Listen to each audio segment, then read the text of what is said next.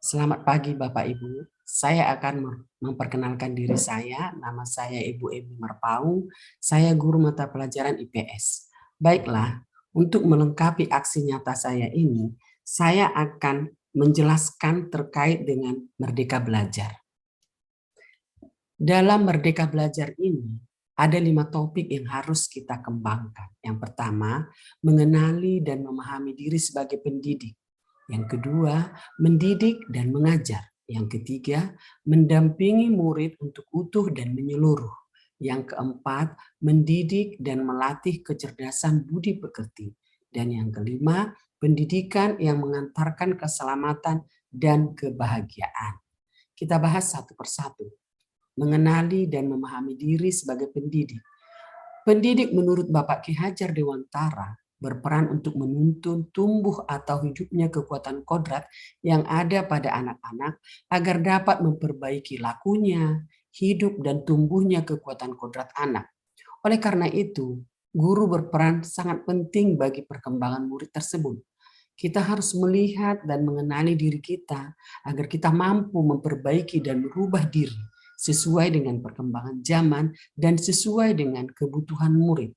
Sehingga kita dapat membekali murid dengan pengetahuan, keterampilan, dan sikap untuk terus belajar. Sebab itu, penting untuk kita menentukan ingin menjadi guru seperti apa kita ini. Apakah guru yang menasihati, guru yang memiliki empati tinggi, guru yang kreatif, atau guru yang lain gitu. Yang berikutnya kita membahas mengenai mendidik dan mengajar. Pertama kita akan memahami terlebih dahulu pengertian kata pendidikan dan pengajaran. Pengajaran adalah suatu cara yang menyampaikan ilmu atau manfaat bagi kehidupan anak-anak secara lahir maupun batin.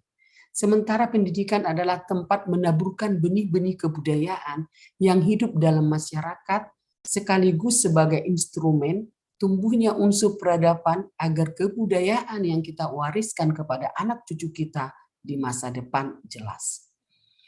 Seorang pendidik perlu memberikan sebuah pengajaran serta didikan sehingga murid tersebut menjadi manusia seutuhnya, yakni pendidik tersebut tidak hanya mengajarkan pada kekuatan kognitif tetapi juga kekuatan batin, yaitu dalam bidang sosial, emosi, empati, dan lain sebagainya. Yang ketiga, mendampingi murid dengan utuh dan menyeluruh. Sebagai pendidik, kita harus menuntut tumbuh atau hidupnya kekuatan kodrat siswa. Kodrat keadaan merupakan bagian yang tidak terpisahkan dari dasar pendidikan murid. Kodrat keadaan terbagi menjadi dua, yaitu kodrat alam dan kodrat zaman. Kodrat alam adalah dasar pendidikan murid yang berkaitan dengan sifat dan bentuk lingkungan di mana mereka berada.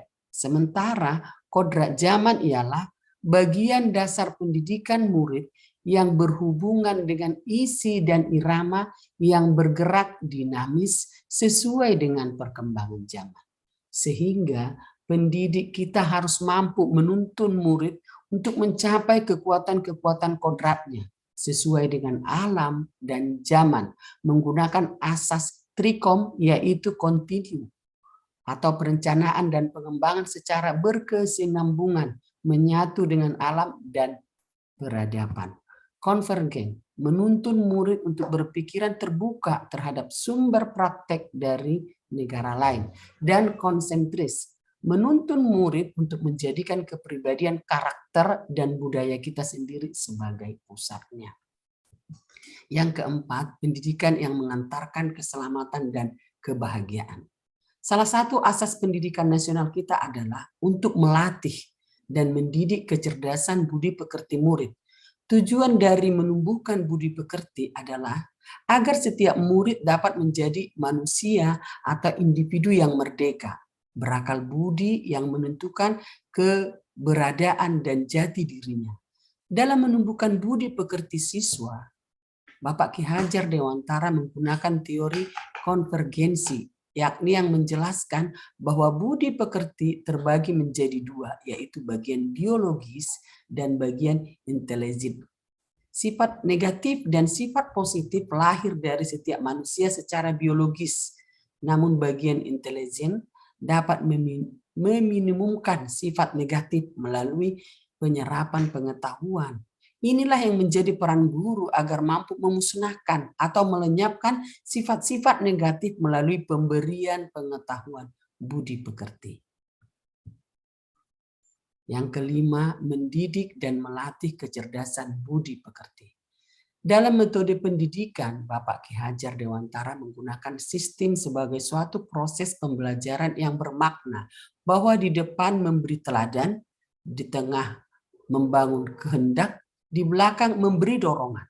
Bermakna bahwa setiap guru hendaknya dalam proses pembelajaran di depan dapat memberi teladan, membangun kehendak, serta memberikan dorongan, yakni sesuai dengan perkembangan zaman. Namun perlu diperhatikan bahwa dalam membangun serta membimbing murid, guru hanya berperan sebagai fasilitator. Pembelajaran murid juga butuh peran keluarga, sekolah, serta masyarakat dalam membangun pemahamannya dengan maksimal. Nah, inilah seperti umpan balik yang saya buat untuk melengkapi aksi nyata saya. Sekian dan terima kasih.